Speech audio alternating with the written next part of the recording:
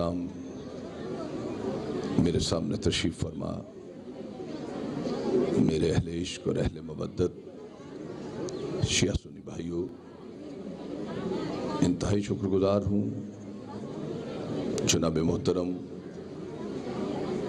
Sajid Hussain advocate और जनाब मोहतरम जुल्फ़िकार साहब मद्दज़िल्लहु आली का कि जिन्होंने ज़िक्र आले रसूल की इस पाको पाकीज़ा मजलिस में हम अहले सुन्नत को बुलाकर 232 शरीफ के रहने वालों के लिए बिलखसूस और दुनिया इस्लाम को बिलअमूम ये पैगाम दिया है कि दुनिया वालों आओ देखो हुसैन का दरबार सबके लिए खुला है।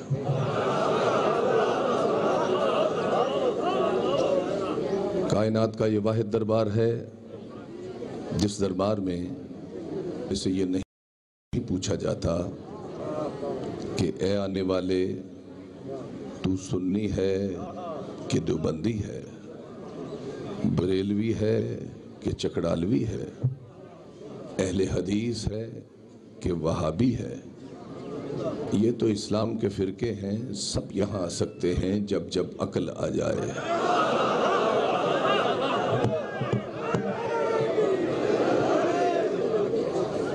यहाँ तो वुसअत दरबार इस हद तक बढ़ी हुई है कि आने वाले को ये भी नहीं देखा जाता कि आने वाला ईसाई है कि हिंदू है। सब यहाँ आ सकते हैं, मगर यहाँ आने के लिए एक शर्त है। शर्त यह है कि आने वाले के दिल में मवद्दत अहले बैत हो,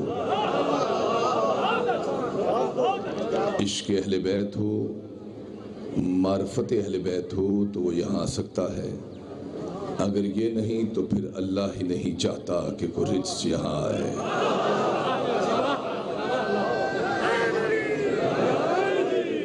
फिर अल्लाह किसी कूड़ा करकट को पसंद नहीं फरमाता कि इन दरबारों में आए।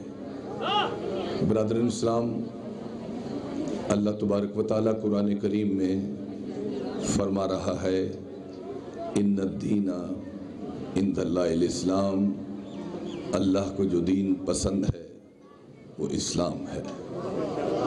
मुझसे पहले मेरे मुल्क के बहुत बड़े आलिम, ज़ाकिर, दाई इत्तेहाद बैनुल मुस्लिमीन हज़रत अल्लामा नासिर अब्बास मद्दज़िल्लहु आली बेहतरीन तरीके से खिताब फरमा के गए और उनसे पहले हज़रत अल्लामा किबला सैयद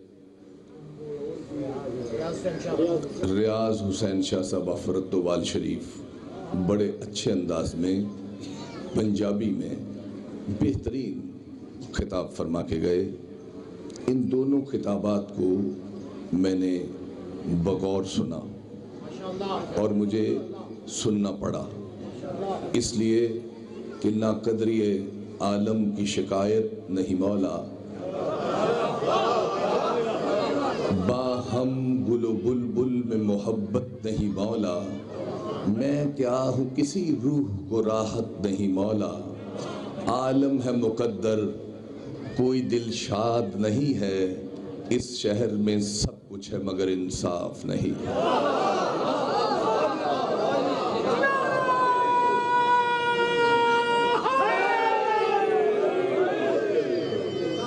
उन दोनों किताबात को सुनने के बाद मैं जिस नतीजे पर पहुंचा कि यकीनन एक अहले सुन्नत होने के नाते मैं मजलिस तो ना नासिर अब्बास जैसी और ना ही सैयद रियाज हुसैन शाह साहब मद्दज़िल्लहु आली जैसी पढ़ सकूंगा, लेकिन मुझे जो एहसास इस वक्त हो रहा है और मेरे जहन में जिस किताब के चंद इक़्तिबासात आ रहे हैं वो किताब का नाम है ऑटोग्राफी बाई नेहरू।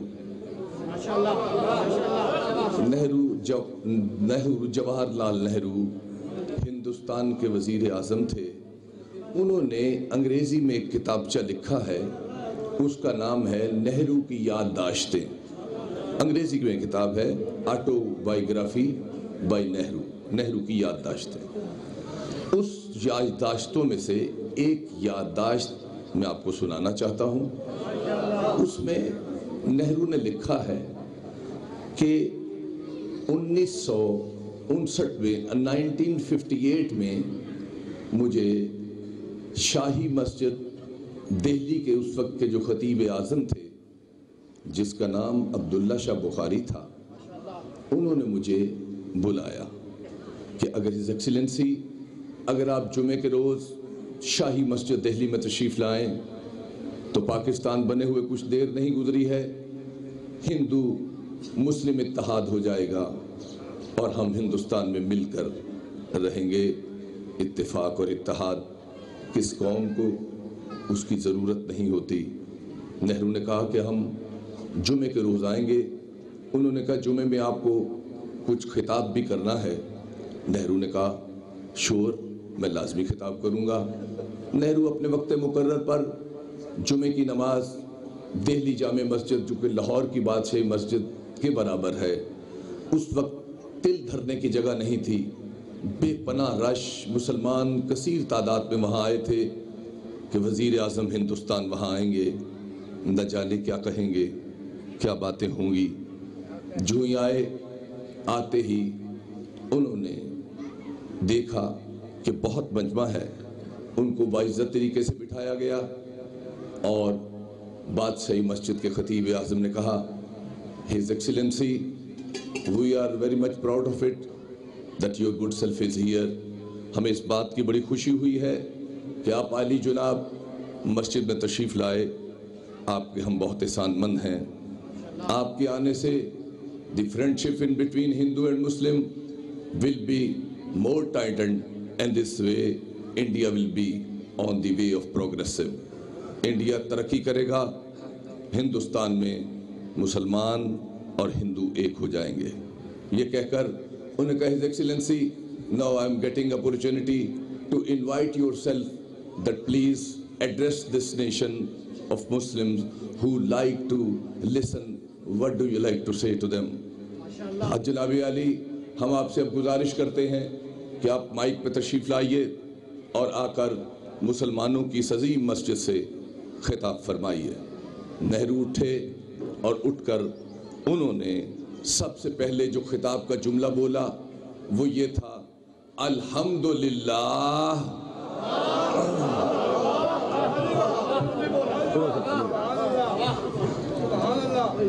اب جیسے آپ نے اس جملے پر واہ واہ کی ہے، اپریشیشن دی ہے کہ بہت اچھی بات ہندو نے کی، اور اس وقت جہاں لاکھوں مسلمان مسجد میں بیٹھے تھے انہوں نے تو ادم مچا دیا، شور مچا دیا کہ ایک ہندو وزیر اعظم قرآن کی پہلی آیت کا پہلا لفظ پڑھ رہا ہے. تو بہت خوش ہوئے. جب پوری دھات کی دھول بیٹھی تو پھر خاموشی کے بعد انہوں نے کہا الحمدللہ. ایک دم پھر شور ہوا، سبحان اللہ، واہ واہ واہ واہ کیا کہہ دے، واہ واہ کیا کہہ دے. ان کے نعرے بھی لگائے مسلمانوں نے، وزیر اعظم ہندوستان جواہر لال نہرو زندہ باد، نعرے لگے. ظاہر ہے کوئی غیر مسلم اگر قرآن کا لفظ پڑھے گا تو آپ جوش ایمانی میں یہ لفظ کہیں گے. اس کے بعد جب پھر تیسری بار خاموش ہوئی تو اس نے پھر کہا نہرو نے الحمدللہ.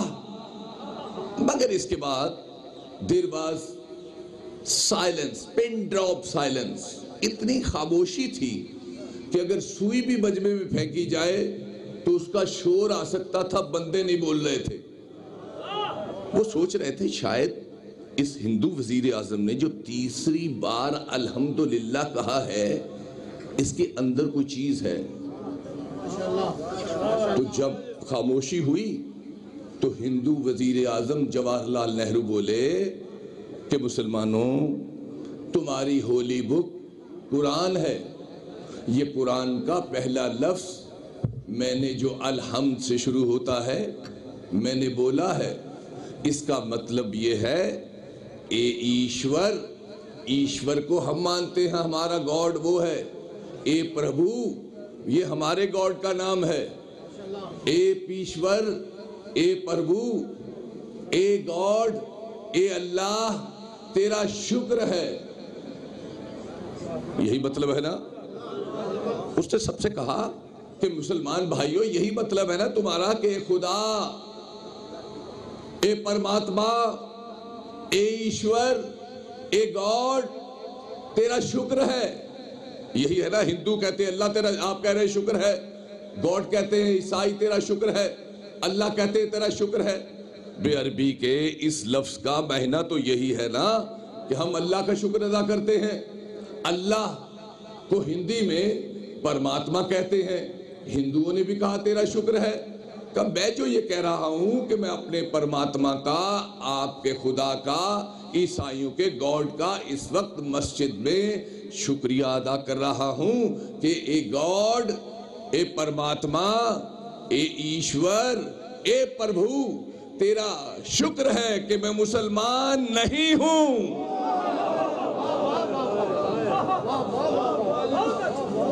اب تو دیکھیے اس نے سارے مسلمانوں کے سروں پہ پانی ڈال دیا کہ شکر ہے میں مسلمان نہیں ہوں. کہ آپ کے ذہن میں سوال ہوگا کیوں میں نے کہا؟ کہ سنو، کہا اس لیے کہ خدا تیرا شکر ہے کہ میں مسلمان نہیں ہوں. اگر مسلمان ہوتا تو حسین کے قاتلوں میں میرا نام لکھا ہوتا.